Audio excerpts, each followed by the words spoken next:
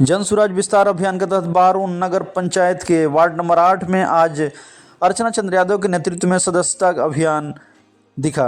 नवीनगर विधानसभा में बारून नगर पंचायत के ward number 8 में जन सुराज नेत्री अर्चना चंद्र यादव के नेतृत्व में आज यह अभियान हुई। इस अवसर पर अर्चना चंद्र यादव ने पार्टी के सूत्रधार प्रशांत किशोर के विजन और मिशन को स्थानीय जनता के बीच साझा किया और साथ ही उन्होंने बताया कि जन सुराज पार्टी बिहार में भ्रष्टाचार मुक्त व्यवस्था और त्वरित जन समस्याओं के समाधान के लिए प्रतिबद्ध है। साथ ही जन सुराज नेत्री ने बताया कि चुनाव जीतना हारना महत्वपूर्ण नहीं है, बल्कि व्यवस्था परिवर्तन और जनता की समस्याओं का समाधान प्राथमिकता होनी चाहिए। उन्होंने पार्टी के उद्देश्य को स्पष्ट करते हुए कहा कि जन सुराज पार्टी बिहार और बिहारियों की दिशा और दशा को सुधारने के लिए प्रतिबद्ध है। और इस दौरान उन्होंने अर्चना चंद्र यादव ने उपस्थित लोगों में जन सुराज में कैलेंडर वितरित लोगों को किया और 10 रुपये की रसीद काटकर पार्टी की सदस्यता ग्रहण करवाई और साथ ही बताया कि जन सुराज पार्टी क्यों बिहार में जरूरी है। इस अवसर पर कई स्थानीय लोगों ने सदस्यता ग्रहण कर पार्टी के साथ जुड़ने का संकल्प लिया और इस कार्यक्रम में उन्होंने क्या कुछ संबोधन में बताया, आइए आपको सुनवाते हैं। ग्रामीण जनता का मैं तहे दिल से हार्दिक अभिनंदन करती हूँ।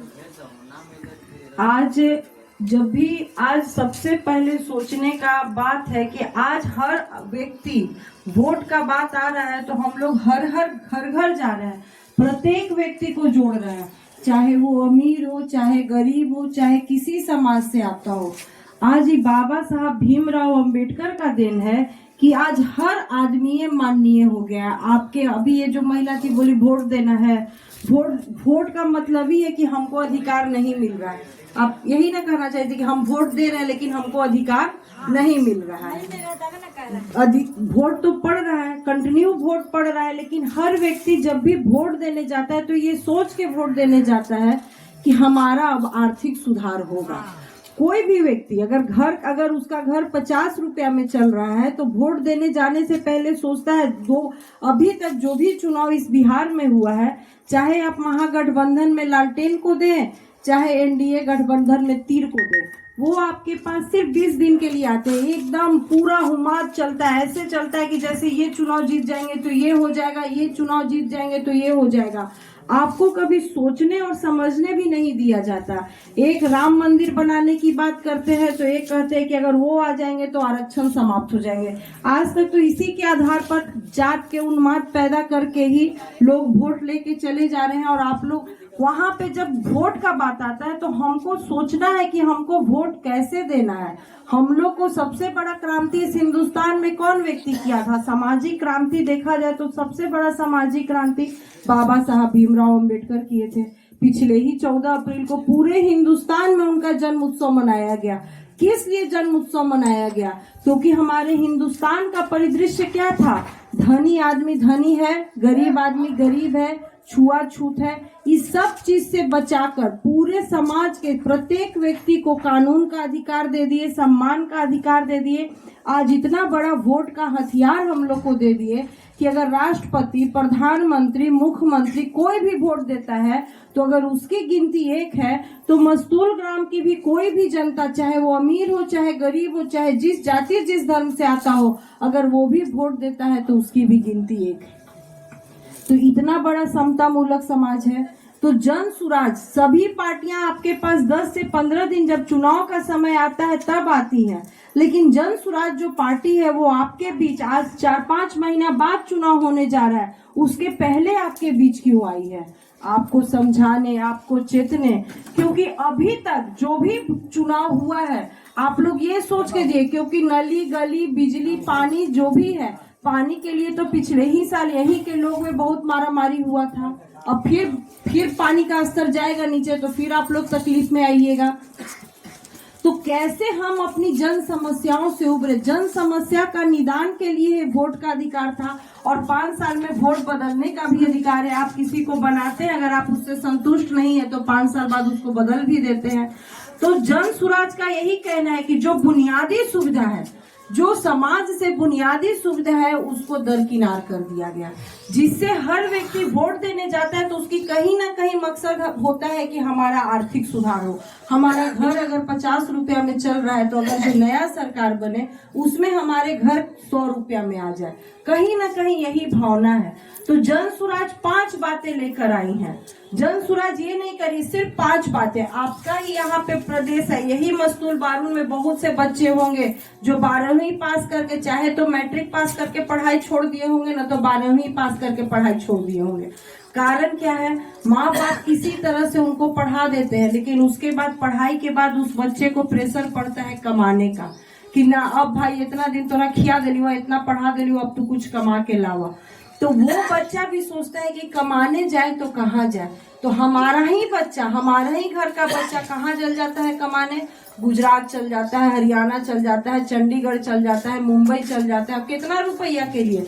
सिर्फ 10 से 12 हजार रुपया के लिए आप ही के घर का बच्चा बाहर कमाने जा रहा है। इस यहाँ पर आप वोट दे रहे हैं तो कहीं ना कहीं मकसद तो ये भी है ना कि हमारे बाल बच्चा के रोजी रोजगार मिले।